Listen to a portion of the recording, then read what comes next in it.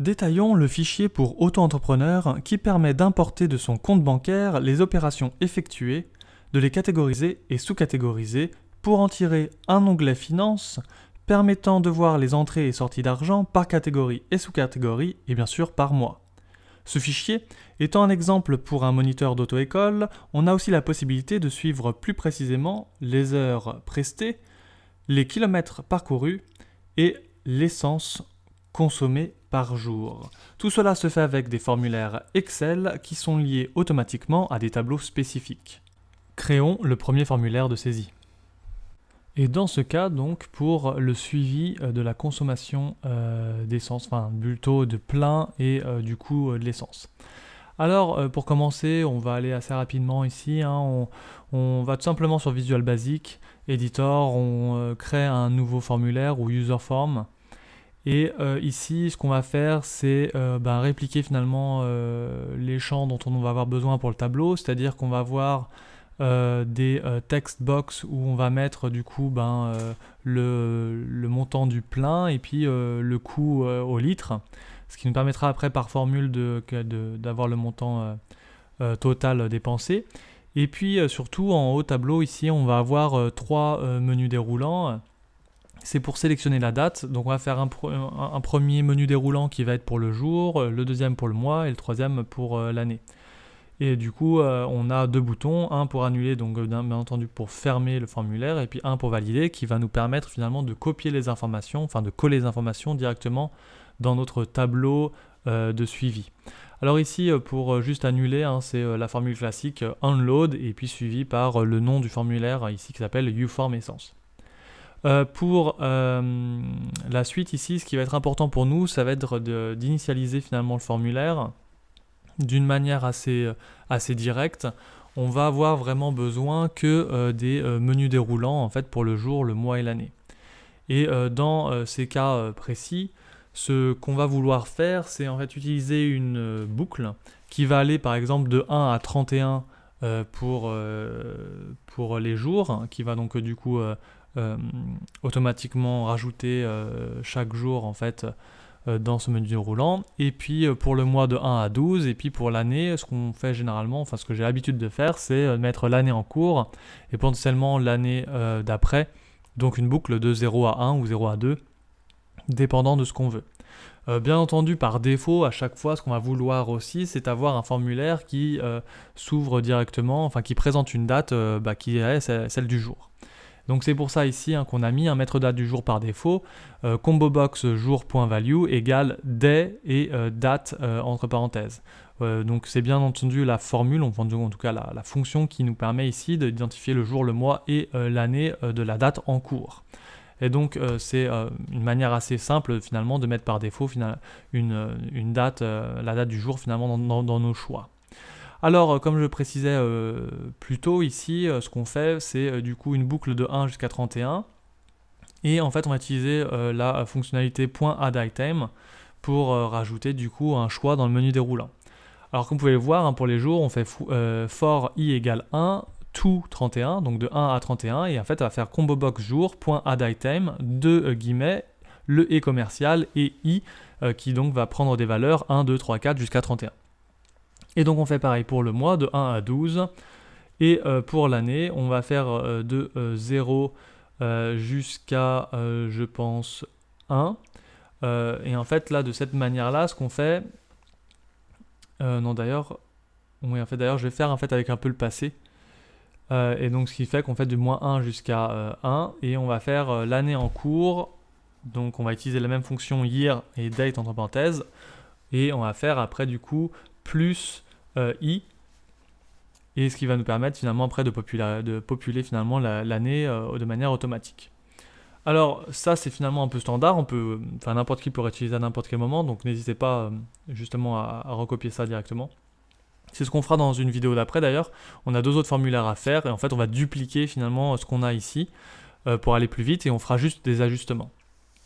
D'où l'intérêt aussi, là on l'a pas vu vraiment, mais toutes mes combo box, tous mes menus déroulants, tous mes text box ont un nom spécifique. Et en fait ça garde ce nom quand on copie et colle finalement le design. Alors là on va s'arrêter maintenant du coup au bouton valider. Et donc, qu'est-ce qui va se passer quand on va cliquer sur valider? Alors, l'idée, bien entendu, c'est d'aller rajouter une ligne au format tableau que nous avons déjà dans notre onglet qui s'appelle Essence.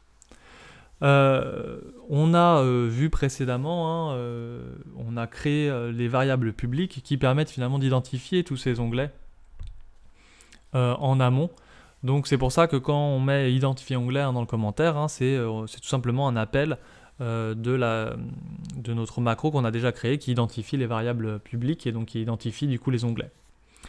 De manière générale, quand on utilise un formulaire, il est quand même préférable de commencer toujours par contrôler si on a bien les informations qu'on souhaite. Donc on a bien les informations dans les textbox et bien entendu dans la date aussi. On identifie l'onglet, on va trouver la dernière ligne occupée du tableau et puis on va aller intégrer les informations de textbox et du menu déroulant directement sur l'onglet. Puis ensuite nous fermerons le formulaire et nous aurons un message de confirmation. Alors, pour contrôler les informations, on va donc utiliser la fonction if, donc si. Et ici, ce qu'on va faire, c'est si la valeur de la textbox litre est égale à vide ou la textbox prix est égale à vide, alors on va dire non, on ne peut pas procéder à la suite, on va s'interrompre.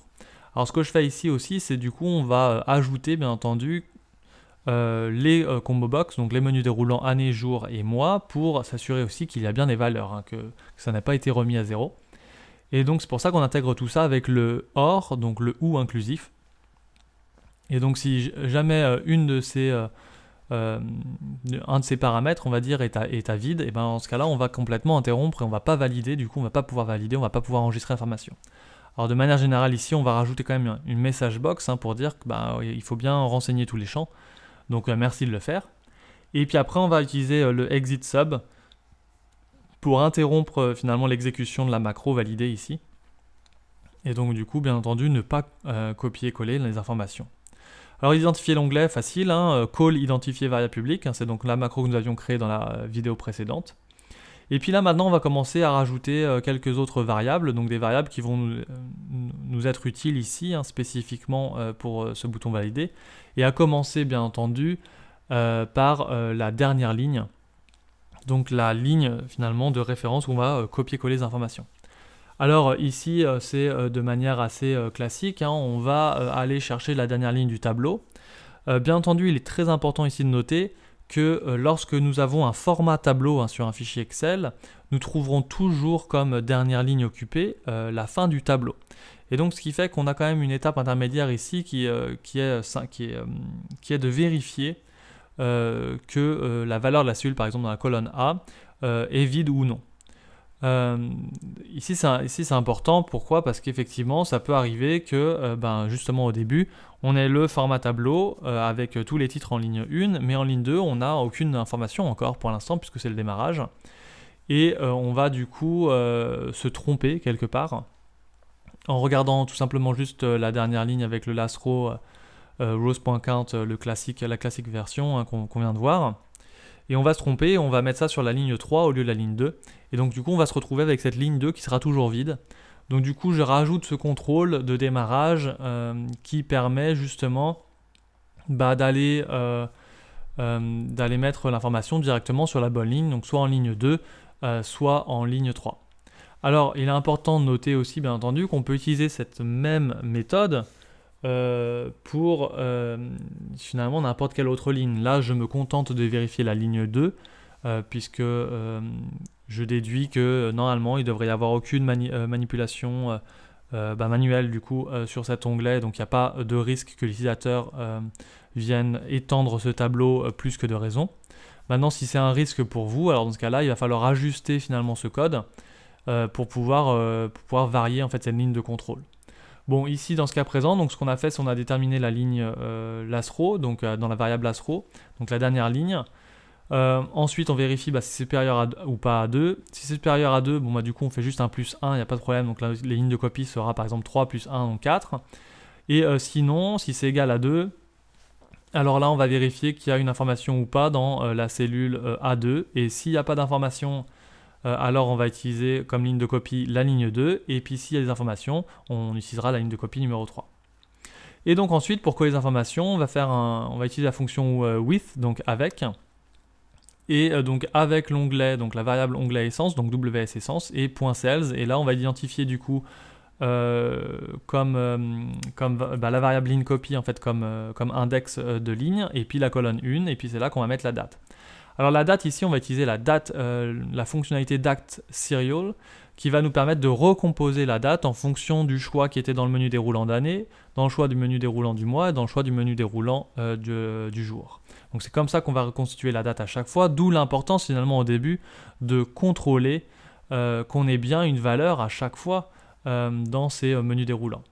Et puis ensuite, on va du coup s'atteler à la colonne 2, donc colonne B, qui va contenir du coup la valeur de notre textbox litre, et puis notre dernière colonne, notre colonne C, qui va avoir du coup le coût unitaire, le prix au litre.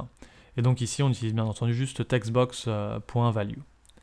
À partir de ce moment-là, du coup, on a collé les informations. Il ne nous reste plus qu'à fermer le formulaire, donc unload et puis le nom du formulaire, et puis un message de confirmation pour tout simplement ici juste assurer l'utilisateur finalement qu'on a bien pris en compte l'information, que ça n'a pas eu juste un crash et que le formulaire s'est fermé comme ça de manière un peu soudaine. Et à la fin, là, ici, tout simplement, ce que je fais, c'est juste application.screenUpdating égale false et égale true à la fin. C'est juste pour gagner du temps d'exécution. Bon, c'est pas grand-chose sur un code comme celui-là, mais c'est plus une habitude qu'autre chose. Donc voilà, par défaut, généralement, je le rajoute toujours à la fin de mon code. Enfin, dernière étape, je crée un nouveau module. Je crée un nouveau module, pourquoi ? Pour créer une macro qui va en fait ouvrir le formulaire. Parce qu'effectivement, il va falloir créer une macro sur un module pour le déclencher. Donc ici, c'est tout simple, je vais créer une macro, ça va s'appeler ouvrir formulaire essence ou quelque chose comme ça. Et puis, on va mettre du coup le nom du formulaire, donc uform essence, .show. Et c'est tout ce qu'on a à faire. À partir de ce moment-là, du coup, le formulaire pourra s'ouvrir à déclenchement de cette macro. Alors, ce que je vais faire ici, c'est tout simple, c'est rajouter quand même un bouton, donc toujours à partir de l'onglet développeur, insérer un bouton, un contrôle de formulaire. Là, je vais pouvoir le créer, je vais pouvoir le renommer, je vais surtout plutôt aussi le lier à ma macro que je viens de créer dans ce nouveau module pour ouvrir le formulaire. Je mets juste suivi essence, et puis maintenant, à partir du moment où je vais cliquer sur ce bouton, ça va m'ouvrir mon formulaire. Alors là, effectivement, je vais du coup pouvoir le tester tout de suite. Et donc, en le testant, ici, on va se rendre compte d'une erreur. C'est pas grand-chose, c'est sur une erreur de nom. Mais effectivement, ici, on voit d'abord la date du jour au moment où j'enregistre cette vidéo.